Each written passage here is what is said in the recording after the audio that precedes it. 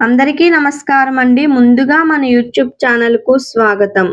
మనం ఈ వీడియోలో తిరుప్పావైలో ఉన్న మూడవ పాసురం మరియు పాసురం యొక్క భావార్థం గురించి తెలుసుకుందాం. ముందుగా మూడవ పాసురం. ఓంగి యులగలంద ఉత్తమన్ పేర్పాడి నాంగల్ நம்பாவைக்குச்சாற்றி நீராடினாள் தீம்கின்றி நாடெல்லாம் திங்கள் மும்மாரி பெய்து ஓம்கு பெரும் சென்னெலூடு கயலுகல பூம்கு வலைப்போதில் பொறிவண்டு கண்படுப்ப தேம்காதே புக்கிருந்து சீர்த்த முலை பற்றி வாம்க குடம் நிறைக்கும் வள்ளல் பெரும் பசுக்கள் நீங்காத సెల్వం நிறைந்தేలోరేంబావాయ్. ఈ పాసురం యొక్క అర్థం ఆండాళమ్మ చెప్తున్నారు.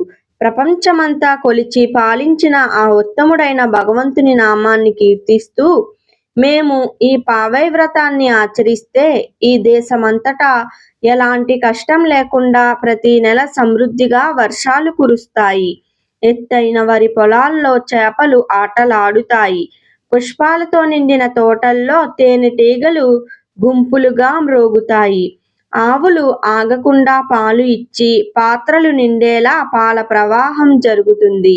ఇలా దేశమంతా తరుగని సంపదతో శ్రేయస్సుతో నిండిపోతుంది. ఓంగి యులగలంద ఉత్తమన్ అంటే ఎవరు అంటే ఇది వామనావతారంలోని ఉన్న శ్రీ మహావిష్ణువు. 3 అడుగులతో 3 లోకాలను కొలిచి ధర్మాన్ని స్థాపించిన పరమాత్మ. అంటే కృష్ణుడే వామనుడు మరియు కృష్ణుడే నారాయణుడు అనే తత్వం ఇక్కడ సూచించబడుతుంది. ఈ పాసురం ఒక గొప్ప సత్యం చెబుతుంది. ప్రజలు ధర్మంగా భక్తితో జీవిస్తే ప్రకృతి అనుకూలంగా మారుతుంది. వర్షాలు సమృద్ధిగా కురుస్తాయి. పంటలు బాగా పండుతాయి. పశు సంపద పెరుగుతుంది. దేశం శాంతితో ఉంటుంది. ఇది రామరాజ్యం మరియు కృష్ణరాజ్యం లక్షణం. పావై వ్రతం చేస్తే ఫలితం ఒక్క వ్యక్తికే కాదు, మొత్తం గ్రామం, మొత్తం దేశం, మొత్తం లోకానికి శుభ ఫలితాలు వస్తాయని ఆండాళమ్మ చెప్తున్నారు.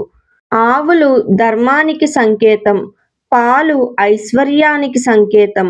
నిండిన పాత్రలు సంపూర్ణతకు సంకేతం. అంటే ధర్మం ఉన్న చోట లోటు ఉండదు అని.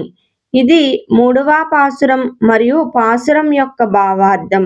తరువాత వీడియోలో మనం 4వ పాసురం మరియు పాసురం యొక్క భావార్థం గురించి తెలుసుకుందాం. ధన్యవాదములు.